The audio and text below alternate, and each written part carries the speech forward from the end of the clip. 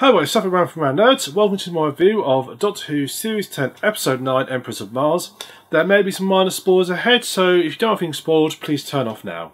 So the episode kicks off with the Doctor going to NASA, and with Bill and Nadole. And NASA have got this satellite in orbit over Mars, one of the leftover ice caps, non-existent ice caps anyway. And they put this new image on, and when they sit looking and see the detail, they see the message, God save the Queen. And they're very perplexed. So the Doctor, with Bill and Nadole, head straight off to Mars in the year 1881.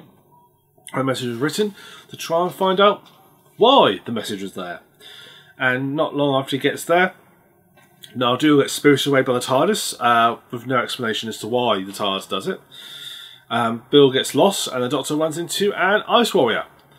And the Ice Warrior himself, the Ice Warriors themselves are been both in the past friends and enemies of the Doctor. They're actually one, I think, the few monsters, actually, I think in Doctor Who, that actually does an actual sort of switch from baddies to goodies. I'm trying to remember any other monsters in Doctor Who that did that. I've never liked the Ice Warriors, if I'm honest. I've always found them a little bit... I don't like the fact that they usually have like these really stupidly raspy voices, which they've pretty much still there in slight tinges of them, but they've really reined it back for this episode. Don't like that silly noise they make. I always think they look particularly not necessarily uncool, just don't look right. They look really silly to my mind. This sort of big plastic suit that they stomp along at like a slow speed, not the least threatening manner possible. They're meant to look sort of imposing, but as they sort of waddle their way towards you, they should look comical. And New Who hasn't really improved it because, well, they can't change the design too much because it just would look, if they change too much, there'd be just too much backlash. I mean, not when they did to the Daleks. And yeah, so they still look just as ever. I'm not a great fan of Ice Warriors. Oh, interestingly, this episode acts almost like a minor spoiler here, acts as a bit of a prequel to a previous old series episode. It acts as actually like a prequel to it. I won't say which serial it was because that will give away some bits at the end, but this episode is a prequel to it, just to give you some pre-warning there. So yeah, interesting concept. You've got the British Army is there, sort of Victorian British Army are there, and they've ended up on Mars, thinking they're going to get all these riches, and they are basically set up against the Ice Warriors themselves, and well, they've got no chance, have they? Interesting sort of juxtaposition of the British Army in its sort of on its way, sort of not 70 years away from being the Empire disappearing, versus the Ice Warriors whose Empire has disappeared. It's sort of like almost like a foreshadowing of what's going to happen to the British Empire, which is sort of a neat in a way. I did find the episode very unengaging. I really struggled to lock into it. I found my mind drifting and wandering while I was watching it. It just didn't really grab me, but most of the previous episodes have. Even the one last week, which I didn't particularly like, I was hooked into watching. This one just didn't do it. It just didn't grab it. It wasn't bad in any way, shape or form. It wasn't terrible. It just didn't really pull me in.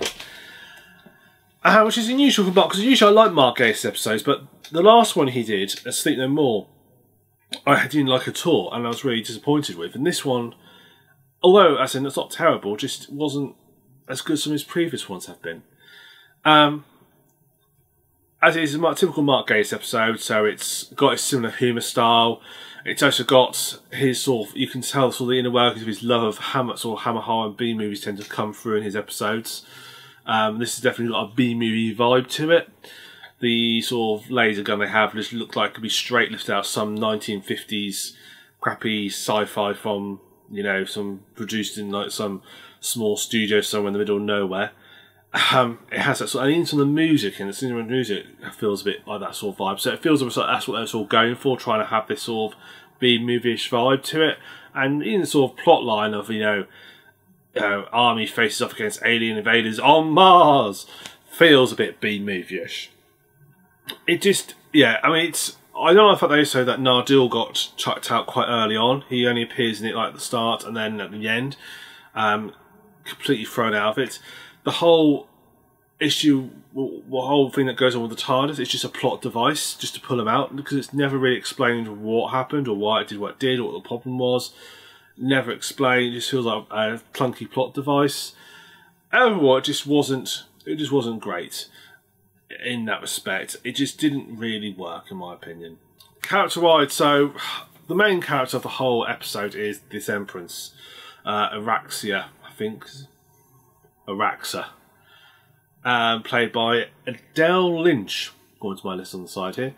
And I think she does quite a pretty decent job of playing that character. I mean, it's not easy to emote and get across sort of realness slashed with not necessarily malevolence, but you know, sort of dominating sort of I am the emperor of this people. It's hard to get across when all you can see is your mouth and you're just covered over by loads of plastic and green stuff. And so she does her damn best. I mean, most of the British Army guys work quite well as well. Most of the British Army people in it. I can't remember half their names. I've got them listed here. I can't remember who was who. If you show me a picture of one of the characters in it, I'm said, who was that? I no idea. I can't remember the Colonel, who's like sort of the one who helped sort of what the sort of main of the side characters, not counting this Empress girl. And I think his name was Catchlow. I'm 90% sure. Oh, it could be. I don't know.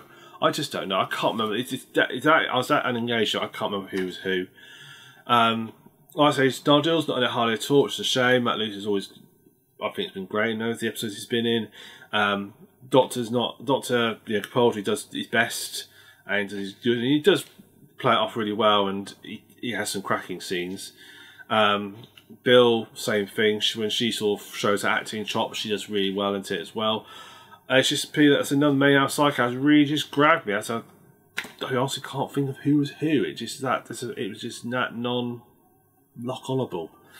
But shame. But I say the actors they did have, I felt pulled off the British Army vibe quite nicely. How true to life they would be and how much they would act like that remains to be seen. But they pulled off that vibe. Matt Lucas does tend to sort of like try and sort of keep things sort of feel real, and they do feel like that, and the way they sort of behave and act feels in keeping with what I'd expect, but I don't know how true that is to reality, or is that just what I'm expecting it to be like. So, you know, is it all just cliches and half-truths aren't actually like that? I don't know. But they do what the actors are doing, they do a pretty decent job. So on to production. I've already mentioned I don't like the Ice Wise, I think they look fake. I thought their effect for their weapons was partly gruesome and partly comical. The way it sort of like turns these people into sort of like screwed up balls of clothing and stuff, and it's meant to look horrific. It just looks, to me, just a comical. It's like they've just been folded up. It just looked really, really weird. That just didn't gel for me, that whole sort of image of it and the whole effect of it. It just didn't really work. I just couldn't take it seriously. I mean, the other sort of effect, I mean, I said although the models haven't changed that much, they have improved them, so they do look a little bit more, their colours look a bit more deep, a little less plasticky, but they still look quite fake. The other sort of parts of it, like the weapon systems and so forth, look, the sort of mine layers they have look quite good and seem to work, sort of had a sort of nice sort of steampunkish vibe to it as well, which I quite liked.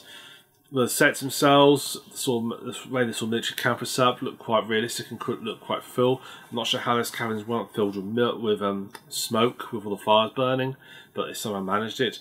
They look quite good. So the production of it, I can't really fault. It's done really nicely. It wasn't anything majorly wrong with it.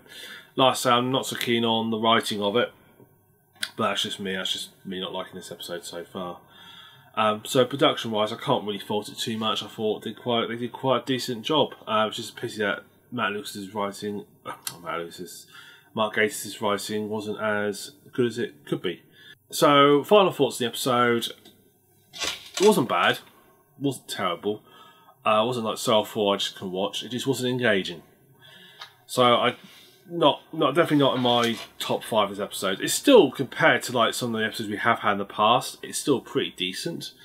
I mean, if I had to give it a score, probably sort of like a low 7, maybe a high 6 out, sort of high 6, like if I say a low sort of low 7 or high 6 out of 10, maybe something like that. Just, you know, it's okay, bit middle of the road, just not brilliant. So yeah, it was okay. So thank you very much for watching on TheSuffolkRam. So next week we find ourselves back on Earth, where the Doctor encounters Romans and some strange creature killing people, and it's going to be interesting. It is going to be interesting because we're now getting towards sort of the final section of the series. We're now in the sort of last third or last trimester, if you really want to, I suppose you could call it, of the series, and we've still yet to see the Master, and we've still yet to see the Modern Cybermen, so that leads to my fact that I think they're going to be in the finale. Basically, wonder if the finale is going to be over 2 episodes, or what, just the one, because it feels that way. But usually, traditional, so I'd expect it to be 2, but it does make you wonder. But obviously, they're going to be the sort of final Monster Doctor encounters, and that's, of course, they're going to be in the Christmas special. In actual fact, that was a really long early trailer that they threw out there, which was also including the Christmas special, which is possible, I suppose. So yeah, so we're looking forward to next week. Hope you've enjoyed my review. I've been TheSuffolkRam from my notes. If you have, please subscribe to the channel. We do, you know, podcasts, we do main reviews. When I can, I do Let's Plays. I've got some coming up in the future as well, which I'm in the process of editing together now. So yeah, if you've enjoyed this, please subscribe. I look forward to seeing you next week on our next review of the next episode. So thank you very much for watching. I've been TheSuffolkRam. I'll see you next time.